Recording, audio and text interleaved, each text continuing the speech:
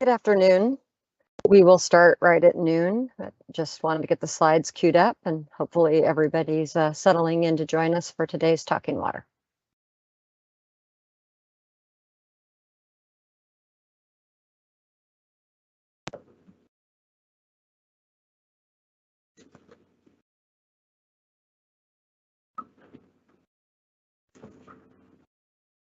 Good afternoon, and welcome to this edition of our TVWD, Tualatin Valley Water District's Talking Water podcast.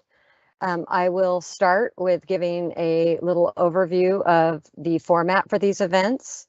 They are a brief presentation. Today, we think the presentation will last between 10 and 20 minutes. And then we do follow that up with a question and answer session. We try to stick to the advertised time, but we want to assure everyone that we will stay on the call and answer all the questions that come in, even if that does run after 1. We also want to walk you through the controls for the Microsoft Teams. It's a little bit like Zoom, but a little bit different. There are emojis that are under that reactions section. If you're joining us by phone, that's a little bit different because you can't see the slide deck. But if you just raise your hand, or when we get to the Q&A section, if you unmute yourself, we will take those in order. For accessibility reasons, we do have closed captioning, so it's really helpful if we don't talk over each other. So we will mute participants if we need to along the way. You will get a message if you've been muted that that's happened, and it tells you how to unmute yourself. But we do ask that if we've muted you, that you stay muted so that others can hear on the call. And again, just be patient. It does take us a little bit of time as the questions come in. There's a chat if you're joining us on the app or a computer. That looks like a little thought bubble with a question mark in it. When you click on that little thought bubble, you can type in your question. So I already have some hands raised, which is really unusual, and I see that, and I will call on you in just a moment. Also, just to remind our people who may be joining us for the first time in these Talking Water sessions, we post the slides and a video recording of them, and those are available through a link on our website, which we'll put in the chat, so you have that available. But you can also just go to our website, type in virtual forum, it's under the About tab, and you can go back and review any of the materials we go over today. We also know that fluoridation is one of those subjects that people can get pretty passionate about. And we just want to remind our viewers and participants today that we do operate under harassment-free and inclusive practices. So we just ask that you keep your comments, free of vulgarity, like personalization, be respectful. We know that people don't have the same point of view on this, but we want to keep this series going, and we want to keep everyone who joined us today in the room able to participate. If it gets out of hand, we will remove you, and we just don't want to do that. We've done over 25 episodes. We've never had to do that. Again, our staff, we're going to be really patient. We're going to stick with you. We're going to answer any questions. We don't limit the questions to the topic at hand. We'll answer any question you have about your water system. And if we can't answer it with the experts we have on today's call, we'll follow up with you via email or a phone call and get in touch with you and get your question answered. So I see all the hands are down now, so maybe I covered your topic. Feel free to raise it again if we didn't. And I'm going to go to the next slide, and I'm going to introduce for you today the subject matter experts that you'll be hearing from. I'm going to start over on the right-hand side. Justin Dyke, he's in the communications group. He's an outreach and engagement specialist. He's been with Tualatin Valley Water District for just over 4 years. He does a majority of the construction outreach, and if you have an outage due to something we've planned, he's usually the person you're going to hear from. At the end of the presentation, he's going to moderate the question and answer session for us today. In the middle there, we have Pete Boone. He's our Chief Operating Officer. Pete has a long history with TVWD. He's held a variety of positions. He's currently the Chief Operating Officer, but he's been with the district since 2008. He has degrees in forest engineering and civil engineering from Oregon State University. Just like to congratulate you on your Civil War win this year. We'll see you next year. When he's not working, he joins outdoors. He's also a volunteer firefighter and EMT, and he and his wife, Selena, live in Forest Grove. So we just welcome Pete. He'll be answering questions at the end. And then our main speaker today is the picture the furthest to your left there, Joel Carey. He manages the Water Resources Division. Among other things, his division is responsible for all aspects of water quality. He and his staff do the monitoring, the sampling. They issue the annual water quality report, which summarizes the water samples that are taken regularly to make sure that our water meets or exceeds all water quality requirements. And Joel also is really involved in our new water supply, source protection, and some of those plans. So with that, I'm going to turn it over to you, Joel. And thanks again to our customers for joining us today. Thanks, Andrea. Hi, everybody. Thanks for joining us today. Thanks for being here and present about this topic. So, yeah, as Andrew pointed out, we're going to save some space at the end here. In fact, most of the space of today to be able to answer any questions you have and create an open dialogue. So, just a little bit of agenda here today, and just to let folks know, we're going to try and only spend about 10-15 minutes, as Andrew pointed out, just going through a few slides. Talking about the drivers for what some of you may have received as far as a notification, a postcard, or the social media communications that we put out. So yeah, just a quick recap for our agenda here today. So we're going to talk about fluoride, obviously, and we're going to kind of go through a few key points about the process at TVWD and the decisions that we've made in terms of the temporary pause. So we'll start with why fluoride is added. We'll touch on how and where it's added. So a little bit of a spoiler alert here. It's not everywhere. Not all parts of TVWD are fluoridated, nor how we actually add it at key locations. And then we're going to touch on the temporary fluoride pause. So who's affected, why are we doing this, and generally how long it will last in terms of our current timeline. So why is fluoride added? So some historical context is probably important for folks. Some of you may be aware of this, some of you may not. So the decision to add fluoride was made by voters in 1963. There's a little inset map up there you can look at. We'll actually display that a little bit later with a bigger picture of that. But that decision goes back to 1963, which was when it was voted for approval by 60% voting yes at that time. The little inset map that you'll notice there's two different colorations for TVWD. That is all of TVWD, and again, we'll touch on that map in a few more slides, but just to give you an orientation towards that.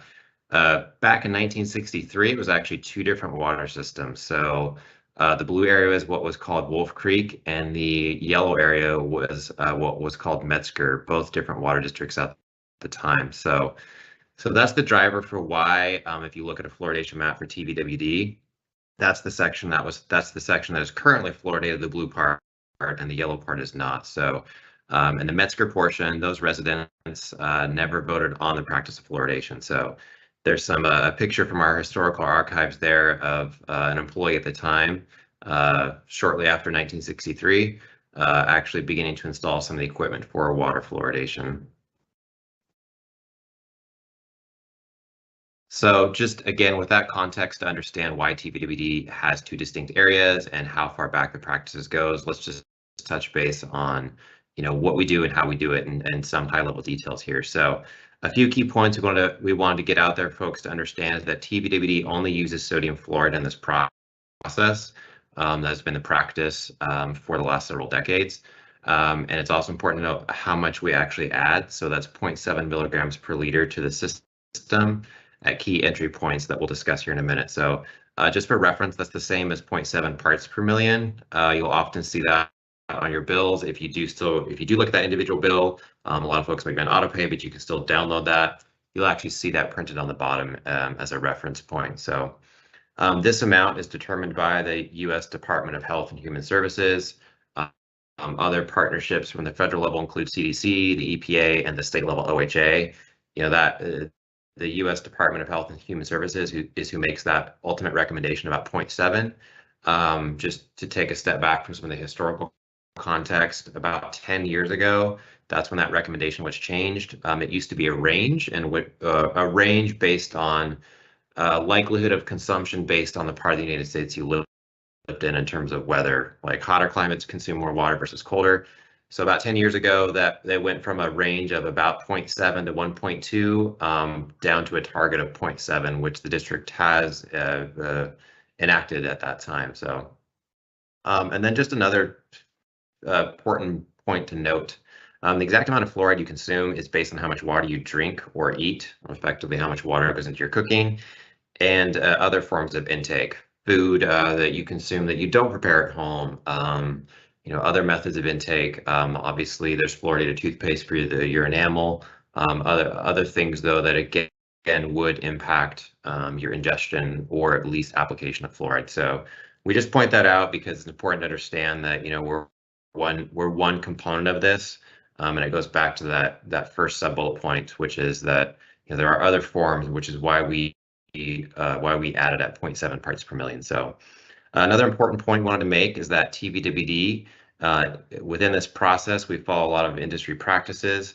One of the things that we go above and beyond though is that for every shipment that comes through, TVWD has an independent lab analyze and certify that the product meets the specifications provided to us by the manufacturer for analysis. So our staff will go out whenever that batch comes in.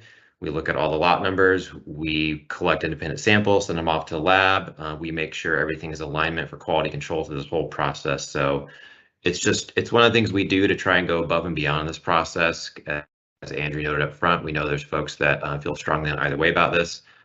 So it's the best option. Excuse me, it looks like I need to take control of this again. It's the best method we can apply to make sure that we are following all industry best practices and going above and beyond. So some key points to get to this decision about the temporary pause. So where is fluoride added? Well, there's a little bit bigger picture of the map that we talked about earlier on that prior slide. As we noted, this is the driver for why areas of our system are fluoridated versus some that are not. The blue area is the fluoridated portion at 0.7 milligrams per liter, same as parts per million.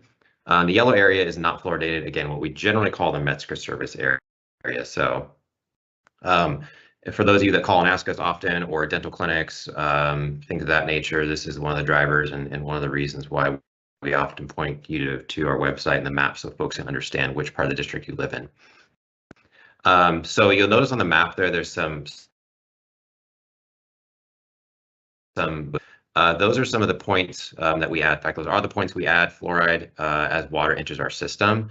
So our source waters are not fluoridated at the source itself, which would typically be the treatment. So TVWD adds fluoride as the water comes into our system at these key locations, our primary feed points for our sources. The different points is really the key driver for why the pause is happening. Just to point this out, if you look at those those 5 stars there, as we advance the next queue here, you'll see some of those change. So if you're looking at the stars, you'll see some on the right there of the screen. Those 2 locations above the red or black triangle, those are the locations that, based on the fact that the majority of our supply goes through that point, we're going to need to pause while construction happens. So it's roughly 2/3, about the majority of our supply enters through those locations where we add fluoridation. So because of this construction, it's necessary for us to make this temporary pause. So a little bit about that. We have a few more points to bring up with that, just for folks to understand the details driving this decision. So this is a necessary and temporary action that we have to take. That picture you'll see in the background is a picture of our new supply system going in. You can see the scope and scale of the type of work going on here in this excavation site. So the pause is related to the construction of the new Willamette River system. And again, those primary addition points will effectively go offline starting the first part of January. So construction timing, it's not an exact thing. We're really good about planning this stuff out. There's a lot of working components that go into this. Right now, we're looking at a January through March timeline. That is the window of time that we can make this work based on the contractor, based on TVWD supply and demand. But there is always still a little bit of wiggle room that might happen around that. So we'll talk about it here in the end, but we want to make sure folks get directed to our social media posts and our district website to make sure that if things do change a little bit, we'll make sure folks understand that via all the communication tools that we use. So some key details about the construction. So just exactly what is happening. Well, as we just talked about, TVDB, along with our partners, the City of Hillsborough and the City of Beaverton, are constructing this new Willamette water supply system from the Willamette River, which will start serving customers by 2026.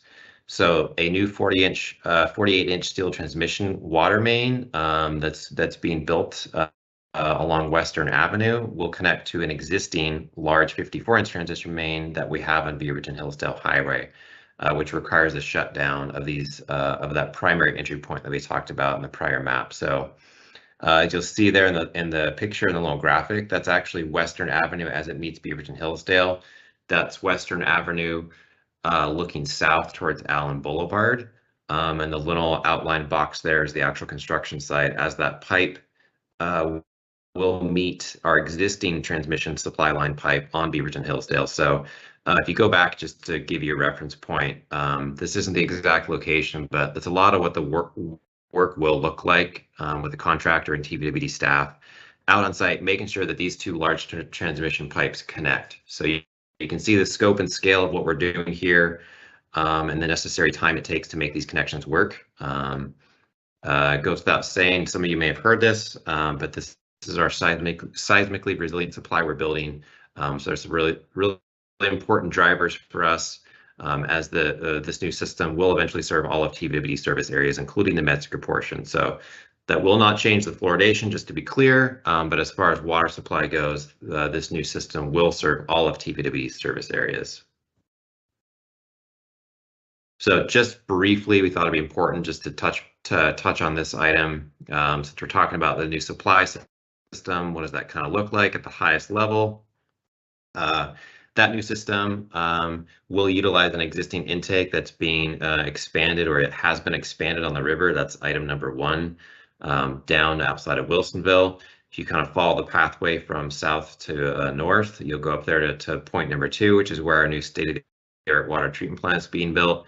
That's a multi-barrier treatment process that will make sure that we meet all the regulatory requirements and exceed some of those requirements as well in terms of treatment. So once water leaves that plant, continues through the transmission system, you'll look at the infographic down there, and you'll see item number 3 and 4.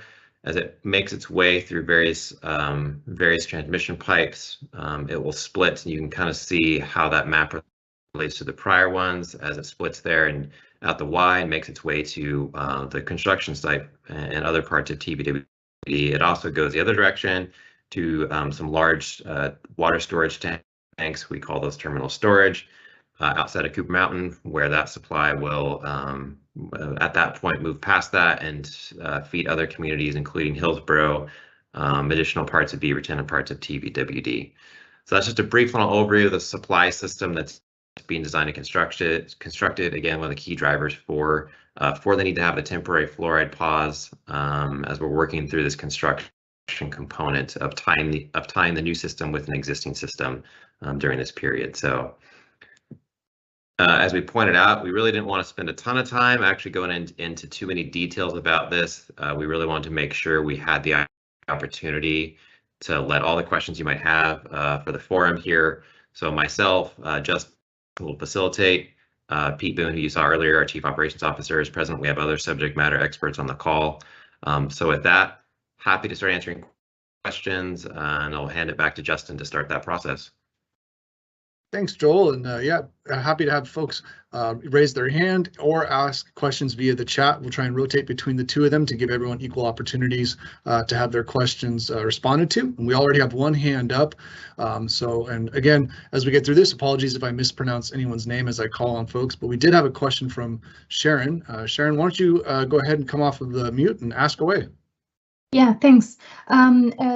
Question, can we opt in or opt out from the fluoridated water?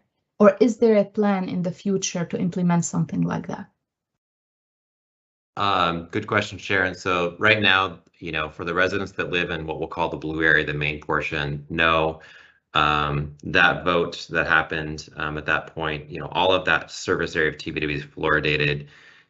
The district staff, along with the board, have always maintained the fact that it needs to be the choice of the public. So there is always the option to pursue a ballot initiative through that process. But as far as staff and board level decision goes, there's no initiative on our part to stop the fluoridation or to start in Metzger. Frankly, again, this is in the hands of the customers of the district to do anything further about stopping fluoride or including it in the Metzger portion of our system. Thank you. You're welcome. Thanks, Sharon. And looking over to the chat, I'm not seeing any questions there, but if there are any other folks who would like to ask a question and that are on the call or on the phone, now is a great time as well to come off of mute and ask your question.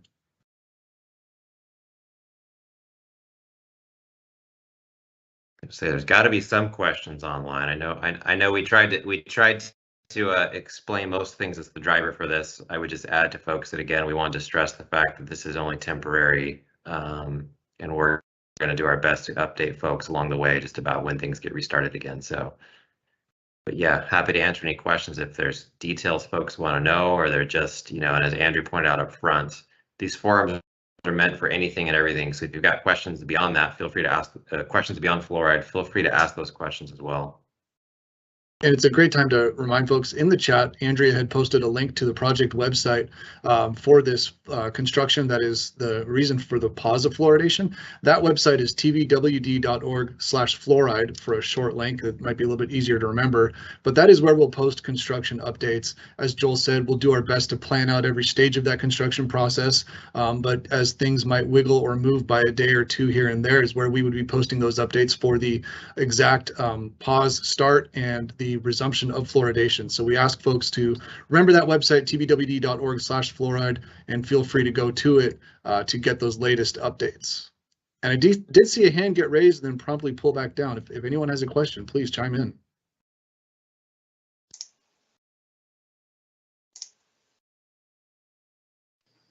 Ed, do you have a question? I have my microphone on. Okay, Yep. Good. I'm still recovering from an inelegant Windows update that now has me as UU, unknown user, even though I use Teams almost every day. I think you're doing a great job on this project. I've been following it for a long time. Also, you're doing an excellent job of communicating what you're doing and why you're doing it and how it's going to go. I didn't have much more to offer than that, other than that there's always room for positive feedback when it's justified. And negative feedback seems to move all on its own. Positive feedback needs a push. So here it is. And that's it. Thank you, Ed. That is fantastic, and we appreciate you taking the time to offer some positive feedback. You're definitely right. Sometimes it is easier to offer the negative feedback, so we do appreciate you. We also have a comment from Doug Cooper who says, I couldn't see any of the presentation slides due to something with Teams. Any guess, any idea of what should change? Sometimes that is just an issue with Teams or with different operating systems, but this presentation is being recorded. We will post it onto our YouTube channel afterwards, and that way you'll be able to view all the slides via the YouTube version of the presentation in full. So hopefully within about an hour or so after we're done here, that YouTube link will be available and we can get that over to you so you can rewatch it. Sorry if you have to listen to all this twice.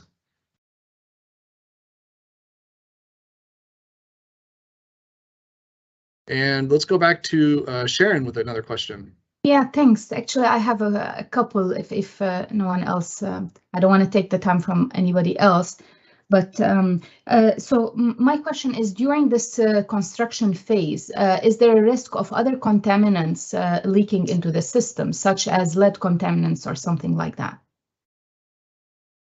Good question. I can take that one too. So part of the process we follow is very, very much mindful of public health protection during this whole entire process. So we follow our best practices in terms of making sure that any portions of the pipe that get dewatered are disinfected. Following that process, we also make sure that we minimize those portions of the pipe that would be dewatered. So following all those things, and again, the disinfection practice I just noted, we usually do a robust follow-up procedure, which includes, flushing those systems out, and then that's kind of where my team gets involved. Is that we do quite a bit of sampling analysis following that to make sure before anything gets turned on in terms of like these portions of the pipe that start to serve water to the public again, that we've sampled and analyzed them and confirmed the results before they ever, physically speaking, a valve gets turned back on to make sure water is passing through that section of the pipe and serving customers again. So I don't know if there's anything else anybody wanted to add to that from the operational side, but again, those are things we do on a daily basis, pretty routine. Just the scale of it with these larger pipes, kind of same process, just takes a little bit more time, a little bit more resources to do it. Got it. Thanks. Other question I have is about the results of the tests. When do you publish those? If you can give me just a brief overview of that. And sorry, this is not just for this project in general. And where can I see the detailed results, not just what is published on the website? Is there somewhere where I can get the very detailed results? Yeah, no, that's another good follow-up question. So typically those kind of results, because they're project specific, we don't post them. That doesn't mean you can't call us and ask us. We'll happily share that stuff. But in terms of post them on just a routine basis, we typically don't. What you would see is the more routine stuff we're doing across the system, which gets published on our website, our annual water quality reports. There's also more detailed analyses that show up on some of those links in our pages. We try hard to make sure we give as much information to people in a digestible format, but there are other things in terms of what you're asking for that are more detailed. We would just generally say, give us an email, give us a call. We'll happily talk about it. We'll happily share it if you've got those specific questions. So I hope that answers your question well enough that, again, we'll share it if you want, if you want it, but generally a lot of folks just, Yeah, if you don't mind putting in the chat the phone number or the contact info where we can reach out to get this info. Thank you very much. Yeah, perfect. We'll post our email, which should be waterquality@tvwd.org in the chat. Awesome, thanks, Sharon. And we'll go over to Ed for a comment off of the mute here and then we'll go over to the chat. I saw someone had asked one in there, and so Ed, you're up first. I was just going to refer to the slides 18 and 19 and provide an unsolicited comment about that. One of the reasons I bought my home where I did was because it was in an area that had fluoridated water. That's 35 years ago. At that time it was Wolf Creek Water District, then it became Tualatin Valley.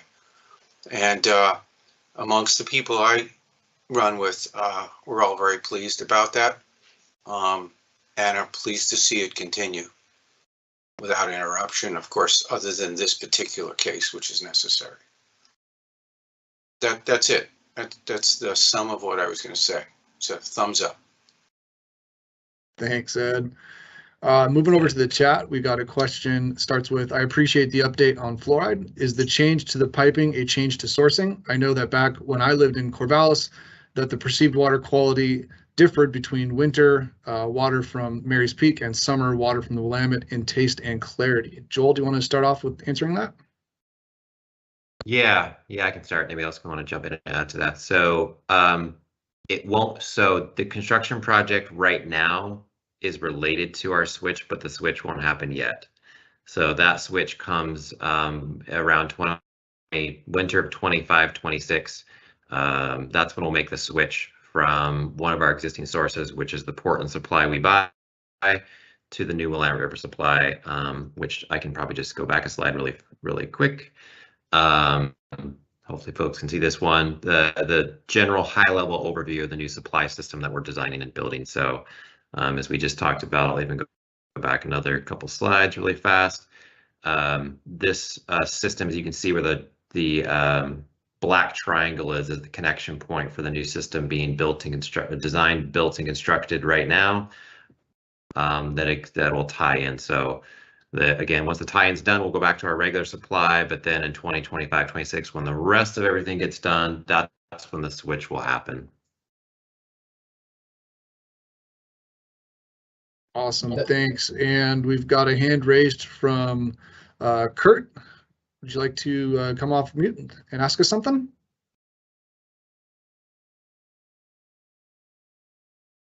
Kurt, I think you are still muted.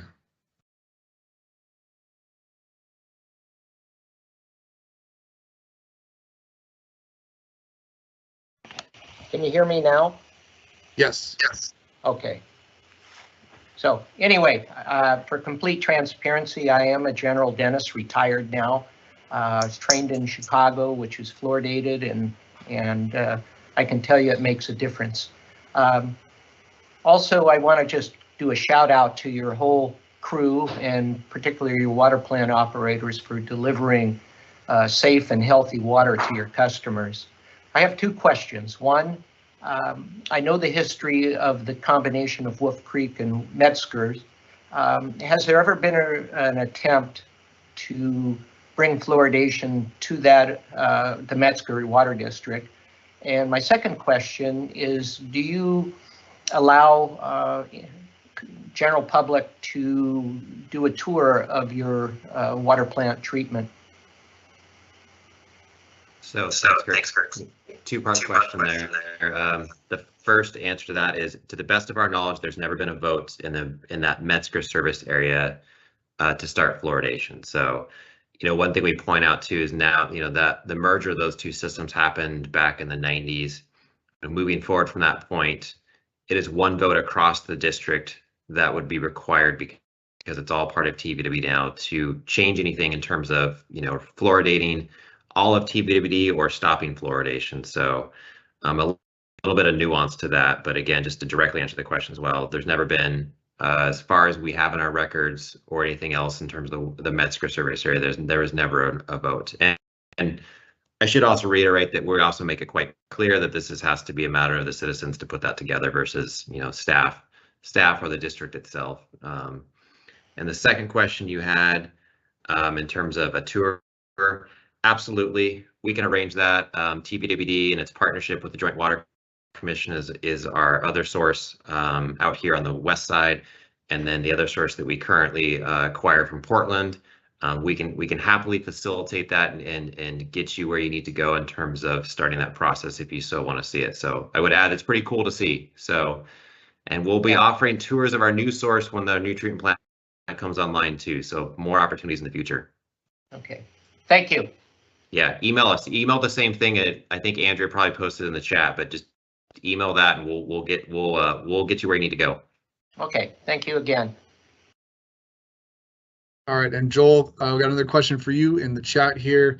It's from Sharon. Thanks to you and to Andrea for the contact info. She asks, do you mind also sharing the details of the filtration/purification systems and methods that we already have in place?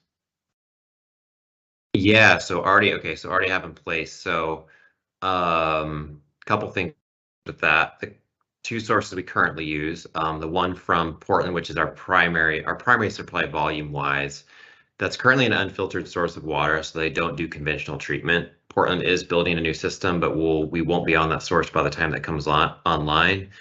So the water via Portland, while it doesn't go through conventional treatment, it is still treated. There's some adjustment made to corrosion, pH alkalinity adjustment happens up at Headworks, and there is a post disinfection, if you will, to make sure that there's no microbial contaminants in the water. So that really is kind of the treatment of that side of the system or side of our source. The other source we use, which is called the Joint Water Commission, that's portions of the Tualatin River, upper portion of the Tualatin River, which pulls from Scoggins Reservoir and parts of the coastal watershed range. So that is conventional treatment. That conventional treatment is what we call, it goes through a sedimentation process where there's coagulants added to help suspend particulate matter out. Then it goes through filtration, so a general filtration process through anthracite filtration. At that point, it goes through disinfection, much like the other Portland supply. So we kind of call that conventional treatment. That technology's been around, for several decades, tried and true, and that plant itself has gone through several upgrades over the years. So I didn't see it in the question that you didn't want to know about our future process, so I won't touch on that unless you post something else in the chat. Thank you. Actually, I'm looking for even more details, but I really appreciate the overview you have given. I want to understand if there's any material you can share with us, documents, presentations, anything like that, that shows in details, are we applying chlorine? Are we applying what other things, and what is the risk of the interaction of chlorine with other media and creating HAA5 and HAA9 and so on? So I want to understand this whole process a bit detailed to the capacity that you have information about it, of course. So yeah, so that's an awesome question. So the answer to all that is yes, we can provide way more detail than we talk about here if you're interested, and I can give you like the shortest version of that, which is we use post chlorination for both of our supplies. Obviously, it sounds like you know enough about that in terms of what we call disinfection byproducts. So HA9s, HA5s, THMs, total trihalomethane. So all those things that you mentioned are items that we monitor both as they leave the treatment plant and throughout the distribution system. So the primary risk factor with that is really about organic content and age. That's one of the reasons why we monitor for that extensively in our system. So Sharon, that information does get posted in the available information online. We are happy to provide more details offline though, just largely because we could probably spend the next 2 hours going to that conversation. So thank you. Thanks for the openness. Yep. Thanks. Yeah, if you email us, we will direct you everywhere you need to go and provide you what you need. Thank you. Yeah, definitely, Shireen. Please follow up with us with an email. It sounds like might be worth a face-to-face with you to go over the integration. I mean, we have a lot of stuff, and if I don't know if Dave Kraska is wanting to add anything here, but there's a lot of work been going on and on an ongoing basis to put plans together to manage that part of the supply chain. And while we have Joel and Dave and Pete as well teed up, the next question might really apply to all three of you. Joel, we'll start with you and we'll let Pete build on this from there. We have a comment or a question. I understand that the construction means temporary changes. Joel said that, quote, the switch will happen in the 25-26 timeframe, but I'm not clear on what the switch implies. Is it just from one Willamette source supply, Portland, to another TVWD, or surface to Willamette River? So Joel, would you like to start off, and then Pete and potentially Dave can jump in on what the water supply integration and that eventual air quotes switch is going to be? Yeah. Good point of clarification. So the switch that will happen during that time frame by the midpoint of 2026 is we will no longer be using the supply we purchased from Portland, and we'll be switching to the Willamette River. So that isn't currently one of our supply sources. There are other communities that use it right now down south of us, Wilsonville and Sherwood. But again, just to reiterate, the supply we buy from Portland will no longer be used, and we will be switching to the Willamette River. We will continue to use our supply from what we refer to as the Joint Water Commission, which is the Tualatin River supply in the coastal range. So now, Pete, you want to add anything else? Only to say that the Willamette's been used as a source for the city of Wilsonville and the city of Sherwood for quite some time.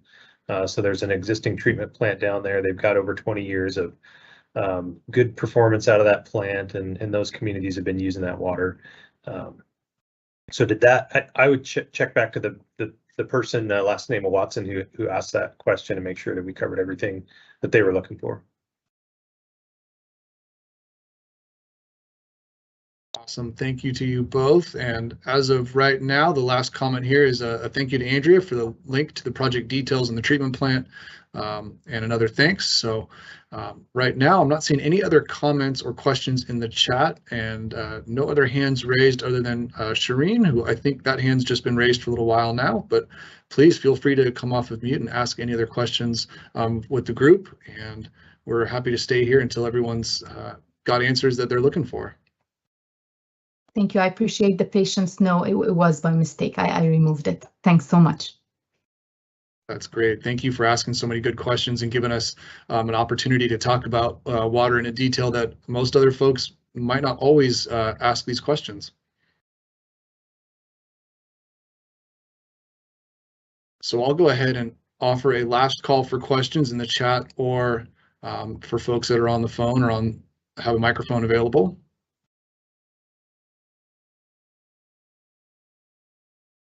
And with that, I'll send this back over to Joel and Andrea to wrap up for the day. Okay, well, we'd just like to thank our customers for joining us. Oh, good, we have another hand. That's what we were hoping for, is to keep the conversation going. As we said, no water subject is off limits here. Ask away, and so I'm going to hand it back over to you, Justin, to talk to Armando.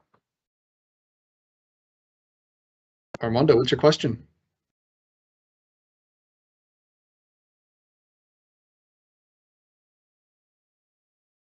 Armando, if you're asking something, you might still be muted. Oh, in the chat here, he says recommendations while fluoride is not being provided, just brush teeth more often. Joel, why don't you go on that one real quick for us? Yeah. Sorry, jokes aside. Yes, brush teeth more often and floss always, as our dentists always tell us. But generally speaking, what we've said about this process is reach out to your dental provider.